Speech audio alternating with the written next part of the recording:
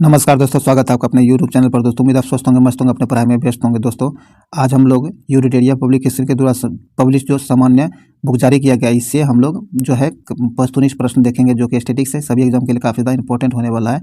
ये सभी एग्जाम के लिए इंपॉर्टेंट है, ध्यान में जरूर रखिएगा। चाहे वो बिहार दरोगा हो, बीपीएससी हो, या फिर सिविल कोर्ट हो, सभी एग्जाम के लिए, या फिर बिहार पुलिस हो, सभी एग्जाम के लिए इंपॉर्टेंट है। तो इसलिए आप इसे मिस नहीं कीजिए, शुरू से अंत तक जरूर देखिए, ताकि इसका फायदा मिल सके। स्टैटिक्स है तो ये सभी एग्जाम में इसका रिपीटेशन होना तय है, तो इसीलिए आप इसे जरूर देखिए ताकि इसका फायदा आपको मिल सके।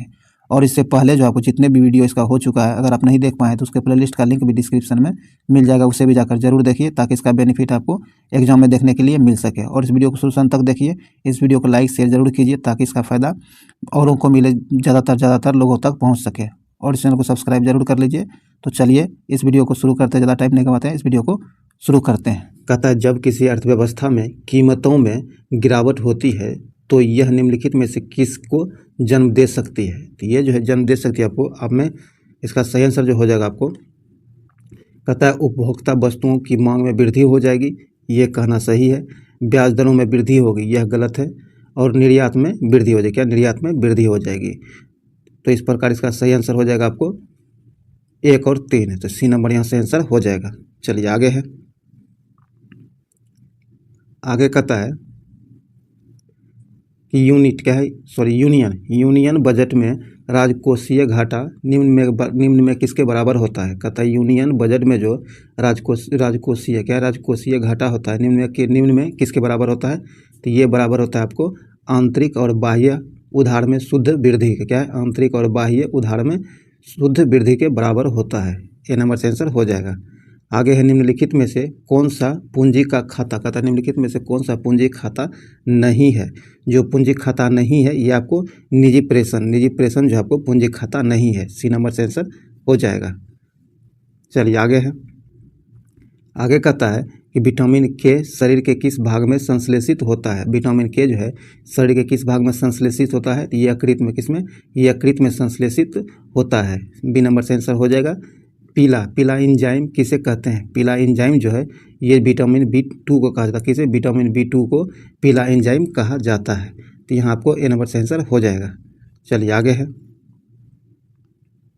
आगे कहता है रुधिर के प्लाज्मा में निम्नलिखित में से किसके द्वारा एंटीबॉडी निर्मित होती है। कहता है रुधिर के प्लाज्मा जो है इसमें निम्नलिखित में से किसके द्वारा एंटीबॉडी निर्मित होती है। तो ये होता है आपको लिम्फोसाइट के द्वारा। किसका, लिम्फोसाइट के द्वारा। बी नंबर से इसका लिम्फोसाइट। आगे, निम्नलिखित में से कौन सा खाद्य श्रृंखला का सही क्रम नहीं है। निम्नलिखित में से कौन खाद्य श्रृंखला का सही क्रम है, क्या है, सही क्रम है, आपको ध्यान रखना है, सही क्रम है।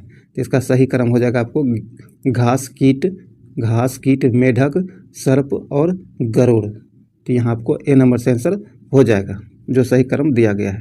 चलिए आगे है, आगे कहता है, आगे है जल में वायु का बुलबुला किसकी भांति व्यवहार करता है। जल में वायु का बुलबुला जो होता है यह किसके भांति व्यवहार करता है। तो यह जो व्यवहार करता है आपको अवतल लेंस के, किसके, अवतल लेंस की भांति व्यवहार करता है। सी नंबर से आंसर हो जाएगा। आगे, ताप के निम्न में से किस पैमाने में ऋणात्मक मान नहीं होता है। कहता ताप का वह मान कौन सा है जिसमें ऋणात्मक पैमाना नहीं होता, ऋणात्मक मान जो होता है नहीं होता है। तो इसका आंसर हो जाएगा आपको केल्विन में जो है ताप का मान ऋणात्मक नहीं होता है। बी नंबर से आंसर हो जाएगा। आगे रुधिर रूपी, क्या है, रुधिर रूप में पौधे नाइट्रोजन, क्या है, जिस रूप में, क्या है दोस्तों, जिस रूप में पौधे नाइट्रोजन प्राप्त करते हैं वह है। तो पौधे जो है नाइट्रोजन को नाइट्रेट के रूप में प्राप्त करते हैं। तो यहाँ बी नंबर से इसका नाइट्रेट। चलिए आगे है, आगे कहता है पृष्ठ तनाव किसके कारण पैदा होता है। पृष्ठ तनाव जो पैदा होता है ये किसके कारण पैदा होता है। तो ये अणुओं के बीच ससंजक बल के कारण पृष्ठ तनाव पैदा होता है। बी नंबर से आंसर हो जाएगा। चलिए आगे है, आगे कहता है निम्न में से किसका उपयोग अग्निशामक के रूप में किया जाता है। कहता है निम्नलिखित में से किसका उपयोग जो है अग्निशामक के रूप में किया जाता है। तो अग्निशामक के रूप में आपको बेकिंग सोडा का प्रयोग किया जाता है। सी नंबर से इसका बेकिंग सोडा। आगे कहता है वयस्क पुरुषों में RBC की सामान्य संख्या कितनी होती है। ये जो वयस्क पुरुष होते हैं इसमें RBC की संख्या सामान्य रूप से कितनी होती है। तो इसका सही आंसर हो जाएगा आपको 5.4 मिलियन। कितना, 5.4 मिलियन। डी नंबर से आंसर हो जाएगा। चलिए आगे कहता है निम्न में से कौन सा वायु का वह कार्बनिक गैसीय प्रदूषक है। तो वायु का वो कार्बनीय क्या है, वह कार्बनिक गैसीय प्रदूषक जो है ये कौन है? तो इसका सही आंसर हो जाएगा आपको हाइड्रोजन सल्फाइड। क्या? Hydrogen sulphide. बी नंबर से आंसर हो जाएगा। चलिए आगे है, आगे कहता है पुष्प। पुष्प में नर लैंगिक अंग कौन से हैं? कहता है पुष्प जो है इसमें नर लैंगिक अंग जो होता है कौन सा होता है? तो इसका सही आंसर हो जाएगा आपको पुंकेश। क्या है? पुंकेसर।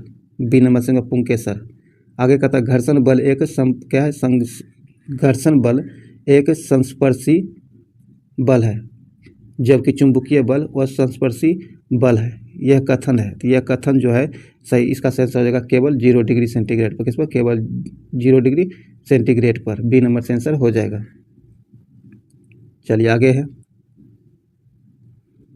आगे कहता है भारत में उच्च न्यायालयों के न्यायाधीश की, कहता है भारत में उच्च न्यायालय जो है इसके न्यायाधीश को पद की शपथ दिलवाते हैं।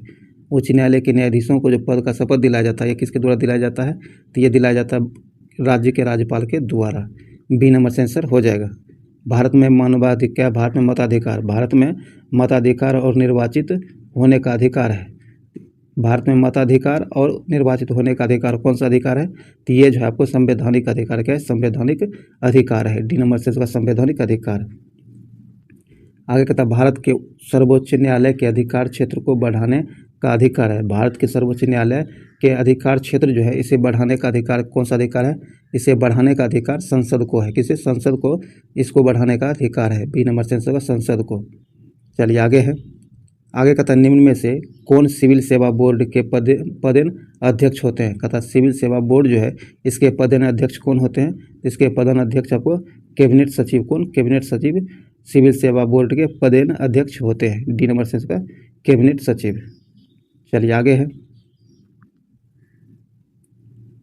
आगे कहता है भारत का संविधान भारत का संविधान गणतंत्रात्मक है क्योंकि यह जो है कोई वंशानुगत तत्व नहीं है। तो डी नंबर यहाँ से आंसर हो जाएगा। चलिए आगे है, आगे कहता है शुंग शासकों ने अपनी राजधानी कहाँ स्थापित की थी? शुंग शासक जो थे इन्होंने अपनी राजधानी कहाँ स्थापित की थी? तो इसका आंसर होगा विदिशा। कहाँ? विदिशा में। ए नंबर से होगा विदिशा। आगे है मुगल काल में निम्न में से किस व्यवस्था के अंतर्गत, कहता मुगल काल में निम्न में से किस व्यवस्था के अंतर्गत खरी फसल के आधार पर लगान का अनुमान लगाकर वसूली की जाती थी? तो इसका सही आंसर हो जाएगा आपको नस्क।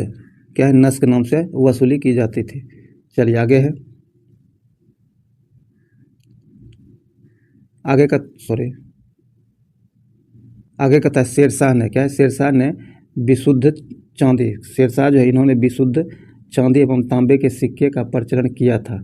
चांदी एवं तांबे के सिक्के का क्रमशः नाम क्या था? तो इन दोनों का नाम क्रमशः क्या था? तो इसका नाम था आपको रुपया। क्या है? चांदी का जो सिक्के जारी किया गया था उसे रुपया कहा जाता था, और तांबे के जो सिक्के जारी किए गए थे उसे दाम कहा जाता था। सी नंबर से आंसर होगा रुपया एवं दाम। तो यहाँ आपको सी नंबर से आंसर हो जाएगा। चलिए आगे है, आगे सूची 1 को सूची 2 से मिलान करना है। तो आइए देखते हैं। एक तरफ जो है उसकी सूची 1 में दिया गया है बाबर। तो बाबर किससे मिल जाएगा? बाबर जो मिल जाएगा ये आपको बाबर मिलेगा काबुल से। कहाँ से? काबुल से। तो ये मिल जाएगा 3 से। किससे? 3 से। अकबर मिल जाएगा आपको सिकंदराबाद से। कहाँ से? सिकंदराबाद से। और जहांगीर मिल जाएगा आपको लाहौर से। और शाहजहां मिल जाएगा आपको आगरा से। कहाँ से? आगरा से। ये जो है आपको तरफ शासक था, दूसरी तरफ उसका एक तरफ शासक, सूची 1 में शासक, सूची 2 में जो है उसका जो है आपको मकबरा था। कहाँ है? तो इसका सही मिलान आपको ए का 3 हो जाएगा। बाबर का काबुल, अकबर का सिकंदराबाद, जहांगीर का आपको हो जाएगा लाहौर, और शाहजहां का आगरा। तो इस प्रकार से आंसर इसका हो जाएगा ए का 3, ए का 3, बी का 4, सी का 1 और डी का 2। तो यहाँ सी नंबर से आंसर हो जाएगा, ध्यान में रखिएगा। चलिए आगे है,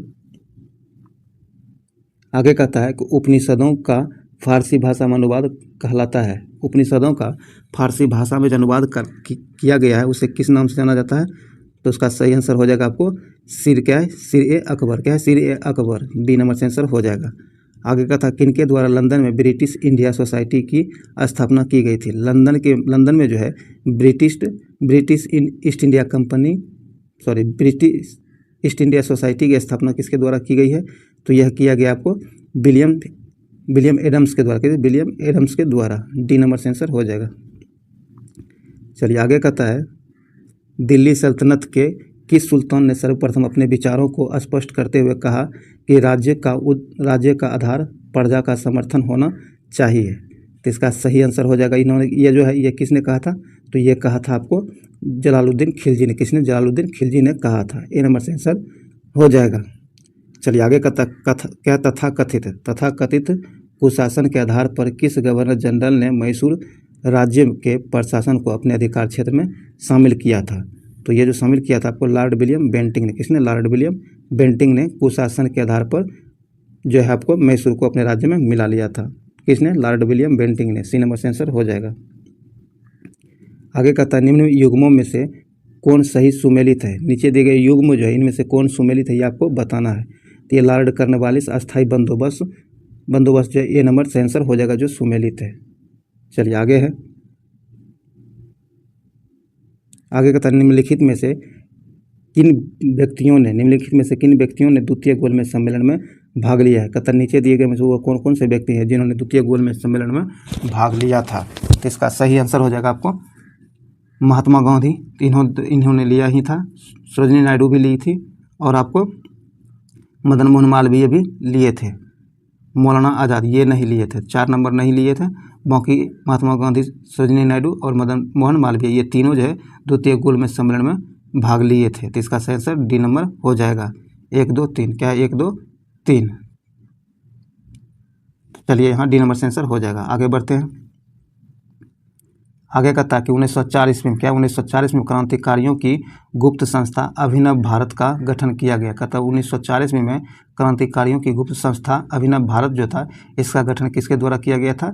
इसका गठन जो बी डी सावरकर के द्वारा किया गया था। ध्यान रखिएगा 1904 में किया गया था और ये एक आपको गुप्त क्रांतिकारी संस्था थी जिसका नाम अभिनव भारत था और ये बी डी सावरकर के द्वारा स्थापित की गई थी। सी नंबर से आंसर हो जाएगा।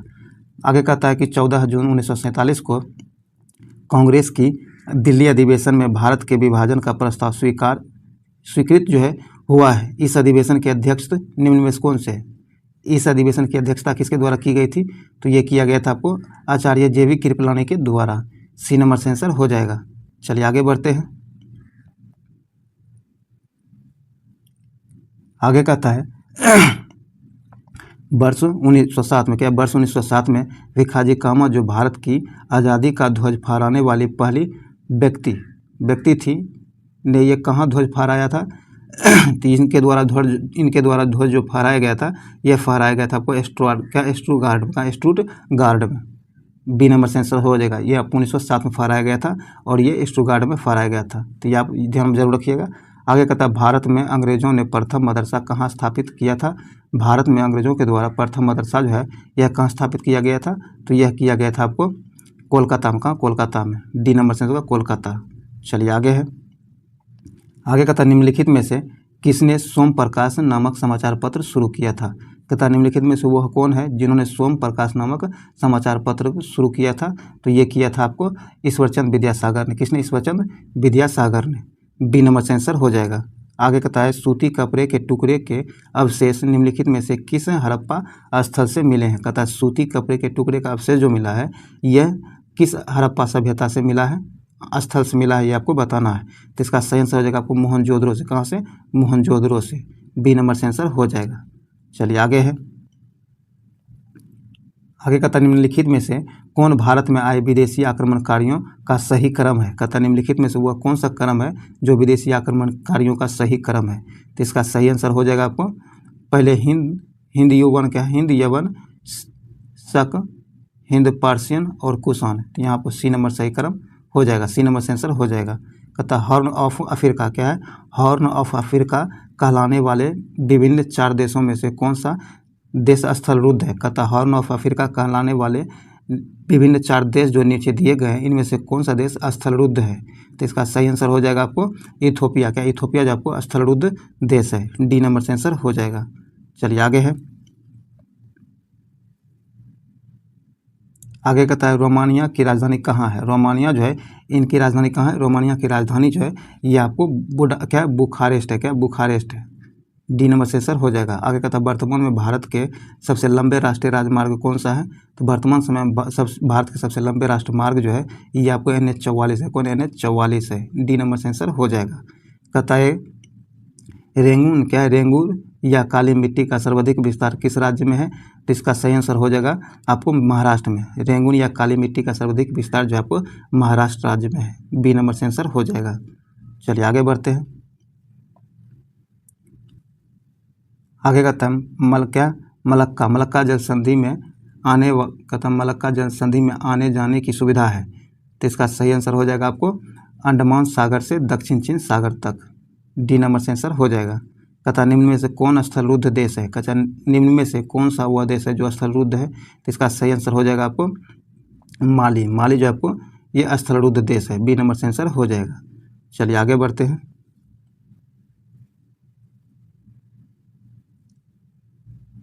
आगे कहता भूटान, क्या भूटान के साथ भारत के किस राज्य की सीमा सबसे ज़्यादा लंबी है। कहता है भारत का वो कौन सा राज्य है जिसकी सीमा भूटान के साथ सबसे ज़्यादा लंबी या फिर सबसे ज़्यादा सीमा साझा करता है। तो इसका सही आंसर हो जाएगा आपको ये असम का सीमा जो भूटान के साथ सबसे ज़्यादा लंबा लगता है। आगे कहता है विश्व की गेहूँ मंडी किस शहर को कहा जाता है। तो विश्व की गेहूँ मंडी आपको विनिपेग, विनिपेग को कहा जाता है, ए नंबर से आंसर हो जाएगा विनिपेग।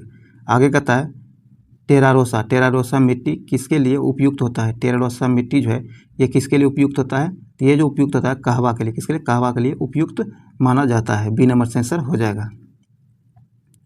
आगे कहता है क्या याकूत किस देश की प्रमुख जनजाति है। याकूत जो है ये किस देश की प्रमुख जनजाति है। तो इसका सही आंसर हो जाएगा आपको रूस की, कहाँ की, रूस की, सी नंबर से आंसर होगा रूस। चलिए आगे है, कहता है सौर विकिरण निम्नलिखित में से किस सौर विकिरण जो है निम्नलिखित में से किस परास में दिखता है। तो ये जो दिखता है यह दिखता है आपको 400 से 780 nm, बी नंबर से आंसर हो जाएगा। आगे कहता है भीड़ नियंत्रण हेतु प्रयोग में लाई जाने वाली अश्रु गैस में कौन सी गैस होती है। भीड़ को नियंत्रित करने के लिए अश्रु गैस का जो प्रयोग किया जाता है इस अश्रु गैस में कौन सी गैस मौजूद होती है। तो इसका सही आंसर हो जाएगा अमोनिया, क्या है, अमोनिया, सी नंबर से आंसर होगा अमोनिया। दोस्तों जो भी वस्तुनिष्ठ प्रश्न था ऑब्जेक्टिव ये आपको समाप्त हुआ है। उम्मीद है इससे आपको बहुत ज़्यादा लाभ मिला होगा। अगर अभी तक आप इसे लाइक नहीं किए तो लाइक जरूर कर दीजिए, अपने दोस्तों के साथ शेयर कीजिए ताकि ये मैक्सिमम लोगों तक पहुंच सके। और अभी तक चैनल सब्सक्राइब नहीं किया तो सब्सक्राइब करके घंटी जरूर दबा लीजिए ताकि आने वाली वीडियो का नोटिफिकेशन आपको आसानी से मिल सके। तो चलिए अब हम लोग हर दिन की भांति कुछ स्मरणीय तथ्य है उसे भी हम लोग देखते हैं जो काफ़ी ज़्यादा इंपॉर्टेंट है। आइए देखते हैं। कहता प्रथम राजभाषा आयोग का गठन किया गया है। प्रथम राजभाषा आयोग जो था इसका गठन कब किया गया था। यह किया गया था 1955 ईस्वी में। और एक इसके अध्यक्ष जो थे आपको बीजी खरे थे। कौन, बीजी खरे इसके अध्यक्ष थे। कहता वर्तमान में कुल कितनी भाषाओं को 8वीं अनुसूची में शामिल किया गया है। वर्तमान समय में जो है कुल 22 भाषाओं को 8वीं अनुसूची में शामिल किया गया है।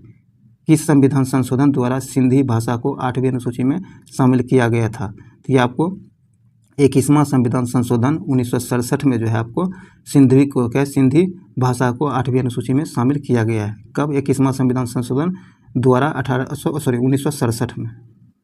चलिए आगे है। कहता किस संविधान संशोधन द्वारा मणिपुरी, क्या है, मणिपुरी, कोंकणी एवं नेपाली भाषा को 8वीं अनुसूची में शामिल किया गया है। तो इसे 71वां संविधान संशोधन द्वारा 1992 में शामिल किया गया है। कहता किस संविधान संशोधन द्वारा मैथिली, संथाली, डोगरी एवं बोडो भाषा को 8वीं अनुसूची में शामिल किया गया है।